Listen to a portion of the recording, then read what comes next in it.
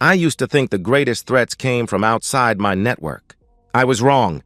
They come from the people you trust most. My name is Michael Brooks. For 15 years, I've protected Fortune 500 companies from digital predators. I've stopped ransomware attacks, traced hackers through proxies, exposed insider threats. But I failed to see the predator sleeping beside me. Jessica entered my life 3 years ago at DEF CON. She worked IT support, understood encryption, laughed at my security paranoia. When she said, "Finally, someone who gets why I tape over my laptop camera," I was done for. Our wedding was small. We merged our lives like a system integration. Joint accounts, shared passwords, synchronized calendars. I thought we were building an impenetrable firewall. Instead, I was giving root access to someone who would use it against me. The changes started 6 weeks ago. Jessica's irritation when I'd check the house alarm. Her sudden Discord obsession and late-night gaming. The way she'd minimize her screen when I entered. "You're becoming a helicopter husband," she complained when I asked about the Proton Mail app on her phone. Can't a girl have privacy? Privacy.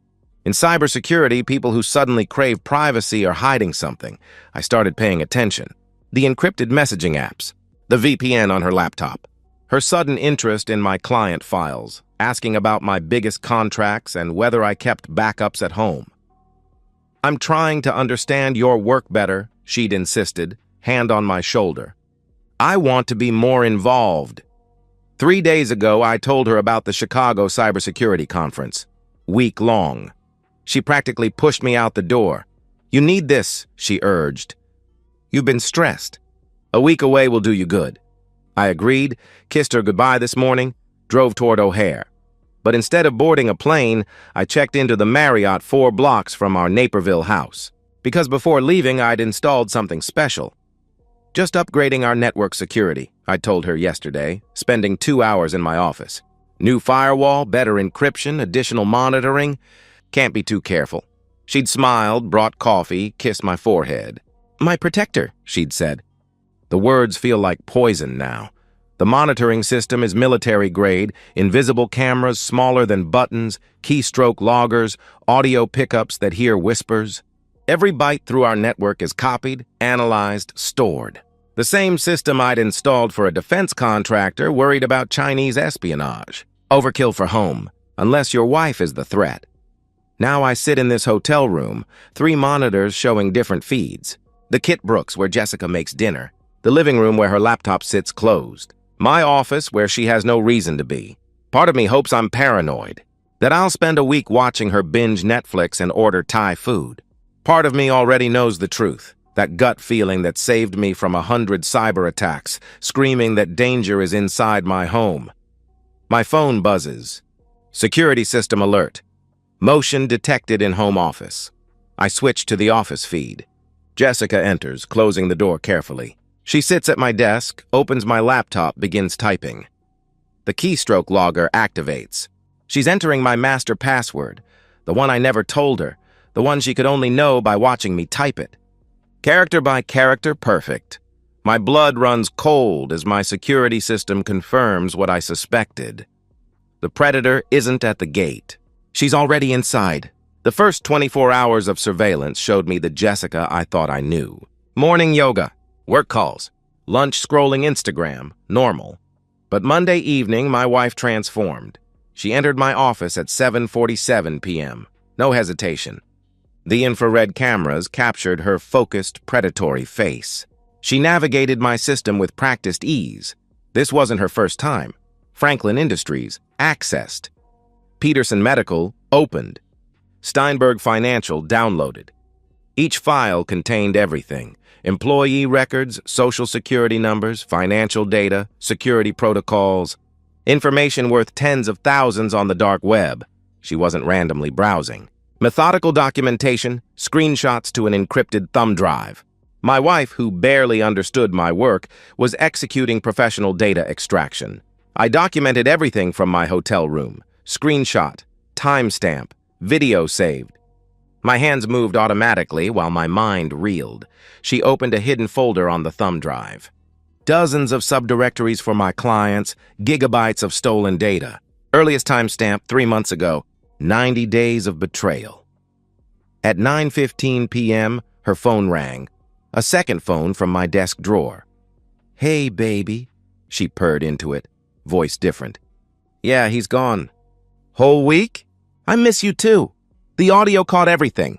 She laughed, really laughed at something the caller said, twisting her wedding ring like a shackle. "Dark Knight 47 sends his love," she continued. That Discord username. "How's Phoenix?" She listened, then responded, "Thursday? Perfect." "He never suspects anything." She spun in my chair, making plans with another man. "The Steinberg files alone are worth 50 grand, she bragged. "I know, baby, I know. Patience. By Friday, we'll have enough to disappear forever. Somewhere warm." Every word was precise, devastating. "No, he's clueless." She laughed into the phone. "Still thinks he's protecting everyone. You should see his face explaining security systems, like some digital superhero. Pathetic. Pathetic." The word echoed as I watched my marriage cremated in real time. She returned to theft. Montgomery Industries financial records, Brooks Technologies patents, stealing from the company bearing my family's name. Customer lists from 3 law firms. At 10:30 p.m., she called her sister on her regular phone. "Michael's at his conference," she lied smoothly. "Everything's fine. Better than fine. Remember that opportunity?" She paused, listening. "It's happening." "By next week, everything will be different. I'll finally be free. Free. From me." She worked until midnight, copying 400 gigabytes. When finished, she stood, stretched, looked directly at a hidden camera without knowing. I saw cold satisfaction. She returned everything to position and left. Motion sensors tracked her to our bedroom, where she fell asleep immediately. I sat until dawn, replaying footage, cataloging evidence. My analytical mind processed while my heart investigated 3 years of memories. Her insistence on knowing my schedule. Questions about big clients. Interest in cryptocurrency. Weekend trips to her sick aunt in Phoenix, where Dark Knight 47 lived. My phone buzzed. Jessica transferred $5,000 from our joint savings. Memo. Investment opportunity. I screenshotted it. Then noticed something worse. She'd photographed our account statements, my insurance policies, the house deed, my passport, license, social security card, everything needed to steal my identity and disappear with everything. The data theft was just beginning. She planned to erase me entirely. Tuesday, I transformed from victim to predator. The Marriott room became my command center. 3 monitors, 2 laptops, enough Red Bull to fuel war. Dark Knight 47. David Martinez, 34, unemployed, Tempe, Arizona. 3 arrests for identity theft, 2 convictions, 1 outstanding Nevada warrant. His dating profile claimed cryptocurrency entrepreneur. His record told the truth. The irony was perfect. My security-conscious wife was being catfished by a criminal who couldn't hide his IP address. I controlled their servers now. Every message, photo, plan, I had it all. Their relationship started 4 months ago on a gaming forum. Within 2 weeks, videos. Within a month, she was complaining about her jerk husband in cybersecurity. That sparked David's idea. The messages revealed everything. "Baby, you're sitting on a gold mine. His client's information is worth millions," he'd written. "I couldn't do that to Michael," she'd initially resisted. "What's he done except treat you like a child?" "We deserve better," he'd pushed. 3 weeks to convince her. Or maybe he revealed what she always was. I called my lawyer at 8 a.m. Tuesday. Then my business partner. Then FBI cybercrime agent Sarah Williams sounded impressed. "Mr. Brooks, this is the most documented case I've seen. They're facing 15 to 20 years federal." "Good," I replied coldly. Meanwhile, I watched Jessica prepare for David's Thursday visit. $300 of lingerie, hair, nails, Brazilian wax she'd never gotten for me. Cleaned house obsessively, changed sheets to expensive wedding gifts never used. The cruelest moment, packing our wedding photos into boxes for the garage. First dance, honeymoon, reception laughter from the mantel, all hidden so David wouldn't see reminders. I documented everything, but something else happened. Pain crystallized into something harder. I wasn't watching my wife, I was watching a target. Every action was intelligence, every word evidence. Every betrayal ammunition Tuesday afternoon brought worse revelation. Jessica copied my proprietary security software. 5 years of development, algorithms worth millions, my company's flagship product. Compressed, encrypted, uploaded to David's cloud server. They weren't just selling information. They were selling my life's work to competitors, maybe foreign actors. This was corporate espionage. 25 to life. I made a decision. I wouldn't stop them immediately. Let them believe they'd won. Let them get comfortable. Let them reveal everything. But I wasn't passive. Tuesday evening, I prepared countermeasures, moving real assets to unknown accounts, alerting clients to potential breach, creating honeypot accounts with marked bills and traceable cryptocurrency, setting digital traps for when they ran. Jessica texted, "Miss you, baby. Conference going well? Can't wait for you home. Love you." Somewhere beneath the ice around my heart, something stirred. Not love, dead. Not hate, too hot. Something else, dormant until now. The predator in me had awakened, hungry. I texted back, "Miss you too. Learning about advanced threat detection. Can't wait to implement new security. Love you too." Let her read into that. Let her sweat. Let her wonder. Tuesday night, she messaged David. He suspects nothing. Thursday night, come over. Thursday, we'll be rich. Friday, we're gone. He'll come home to empty house, empty accounts. Let him track us with precious security then. I smiled. First time in 3 days. She had no idea every keystroke was logged, every file traced, every crime gift-wrapped for prosecutors. Thursday, David would arrive. They'd celebrate in my bed, toast with my wine, count money that would never be theirs, and I would watch, record, prepare to destroy them with ruthless efficiency. Jessica thought she'd married a mark. Thursday, she'd learned she'd married a hunter. David booked a Phoenix-Chicago flight, arriving Thursday 4 p.m., rented a car with stolen credit. Amateur, I uploaded evidence to the FBI, terabytes of tagged, categorized, court-admissible data. Agent Williams would have everything by Wednesday morning.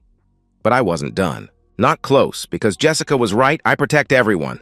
Sometimes protection means destroying threats completely. Thursday, 8 p.m. David Martinez stood on my doorstep, 5'8", thin, nervous tics. This was Dark Knight 47? Jessica greeted him in La Perla lingerie. Their doorway kiss was desperate, hungry. My coffee turned acid, but I recorded. Every second was evidence. "God, I missed you," she breathed, pulling him inside. "Is it safe?" he asked nervously, eyes darting. "He's in Chicago until Sunday. We have time," she assured him. "Living room first." Jessica poured my 18-year Macallan anniversary bottle. "Show me," he commanded, trying to sound authoritative. Jessica opened her laptop, displayed my client's data. Franklin Industries, 47 million revenue. Full employee database, financials, expansion plans, she explained proudly. His eyes widened. "Holy sh*." "Nothing," she continued. "Peterson Medical has 800,000 patient records. The Russians will pay 7 figures, Russians. My wife's selling medical records to Russians. And this," she said, opening another folder, "his entire code base, 5 years development. When he loses this, he loses everything." They kissed, celebrating crime in my living room. "Upstairs," she suggested. "Let's celebrate properly. I won't describe the next hour in my bedroom." But I recorded it all. Not for pleasure for Agent Williams. For the jury to understand complete betrayal. After, in my bed, revelations began. "Tell me the plan," she requested, tracing circles on David's chest. "Monday morning. While he's traveling, we transfer everything. Joint accounts, business accounts. Through 6 cryptocurrencies to Cayman accounts," he explained confidently. "FBI traces?" she asked. "By then we're in Mexico. Boat to Cuba. No extradition. Ghosts," he assured her. She laughed. "The data?" "Buyers lined up. Medical records to Moscow. Financial data to Beijing. Security software to highest bidder, probably Tehran or Pyongyang. 3 million minimum," he detailed. "Tehran, Pyongyang, my wife planning to sell American data to North Korea." "And Michael?" she asked. "Beautiful part," he grinned. Evidence points to him. Downloads from his computer, his passwords, cryptocurrency linked to his identity. FBI investigates, they find him guilty. "He'll prove Chicago," she worried. "Will he? No flight, no hotel record," he countered. "He's probably with another woman. Always working late, always conferences. Bet he's been cheating for years." The irony was art, my cheating wife convincing herself I was unfaithful. By Monday, he's under investigation. Tuesday, assets frozen. Wednesday, every client suing. Even avoiding prison, he's ruined. Permanently, David promised. Good, Jessica replied coldly. 3 years being treated like a child. Paranoid security checks, condescending explanations, controlling everything. 15 passwords, like I'm too stupid. Well, you memorized his master password, he laughed. That was revenge, she corrected. They detailed everything. Fake suicide note? Manifesto about fighting corporate America. Evidence showing I'd planned this. Driven by non-existent gambling debts. Their masterstroke. Monday, 9 a.m., an email from my account to every client admitting breach, taking responsibility. Irreversible damage before I could respond. FBI won't catch us? She asked nervously. Baby, I've done this for years. FBI cybercrime's a joke. By the time they mobilize, we're on a Cuban beach. Drinking mojitos, he reassured her. I looked at my FBI interface where Agent Williams' team monitored everything real time, building their case. Williams messaged, have everything needed. Warrant by morning. Maintain surveillance. I typed, they're not going anywhere. They weren't. While they celebrated, I'd executed counters. Money moved to inaccessible accounts. Cryptocurrency wallets tagged. Buyers were FBI honeypots I'd helped create. David's photo sent to every border checkpoint. Cayman account frozen. Cuba boat captain was undercover DEA. Every move countered. Every escape blocked. They just didn't know. Midnight. They slept in my bed, wrapped together dreaming of beaches and millions. I watched through infrared cameras, feeling unexpected peace. Not happiness, gone. Not satisfaction, tomorrow. But peace, knowing justice would be served precisely. Jessica texted from bed. Thinking of you, baby. Conference going late, no texts all day. Sweet dreams? Performance continued, even sleeping with another man. I replied, sorry, sessions all day. Learned incredible things about catching insider threats. Can't wait to show you. Sleep well. Friday, 5:47 a.m. Jessica stirred in my bed, David's arm across her. The cameras caught her satisfied smile. She had no idea 17 FBI agents surrounded our house, her phone cloned, every escape sealed. AM sharp, I initiated final protocol. 15 years of expertise culminating now. Fingers flew across keyboard with surgical precision. Honeypots activated. Jessica's laptop, logged into my spoofed banking, began recording. FBI Financial Crimes watched real time as she accessed fabricated accounts designed to capture evidence. By AM, Jessica woke David with kisses. Today, baby. By noon, millionaires, she promised. By tonight, gone, he replied sleepily. They showered together, dressed casually, destroying my intimate spaces while I coordinated with Agent Williams. Strike team positioned. Warrant signed. Awaiting signal, she messaged. Not yet. I wanted them fully committed. 30 a.m., my dining table, Jessica's laptop between them. David's notebook. Account numbers, routing codes, cryptocurrency addresses. Joint checking first, she announced, typing credentials. 93,000. Transfer everything, he instructed. Click. Honeypot recorded IP addresses, device fingerprints, biometrics. FBI evidence grew gigabytes. Business account, she continued. Holy sh**, 470,000. Christmas early, he celebrated. Transfer initiated. Evidence logged. Federal charges accumulating. AM, I sent my first message.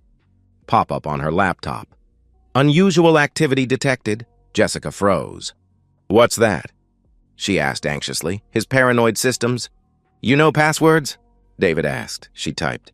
Wrong system, FBI tracking software. She'd authenticated herself as attacker. 15 a.m. Jessica's phone rang. Her sister. Police at Mom's asking about you. Someone named David Martinez? Her sister said. Jessica's face drained. That's... mistake? She stammered. Jess, who is that? Her sister pressed. She hung up, shaking. They know, she whispered to David. Impossible. We've been careful, he insisted. 30. I called. Blocked number? Hello? Jessica answered. Having fun with your boyfriend? I asked calmly. Silence. Perfect. Complete. Michael? She whispered. Check your laptop, I instructed. The screen displayed every crime in neat timeline. Every theft, transfer, treasonous sale organized with methodical precision. You wanted to frame me? Let's see how that works, I continued. Where are you? Her voice cracked. Chicago, at my conference. Learning threat detection. Insider threats particularly enlightening, I replied evenly. David grabbed the phone. Can't prove anything, he blustered. David Martinez, Phoenix. Wanted 3 states identity theft, I recited. Did Jessica mention she's recording? Check the cloud backup. They scrambled to her laptop, finding hundreds of hours surveillance, planning, crimes, celebration in my bed. Impossible, David stammered. We checked for cameras. Commercial cameras, I corrected. I build military grade.